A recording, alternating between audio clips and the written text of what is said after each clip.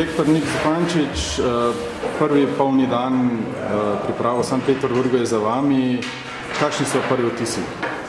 Ja, prvi vtisi so v redu vice, da je Rusija država, v kateri imajo radi hokej, pogoji so dobri, sploh se malo še prilagajamo, velik mest, veliko prometa, tako da imamo kar nekaj časa, da pridemo na samo prizorišče oziroma na treninge, ampak mislim, da je to ni tak velik problem.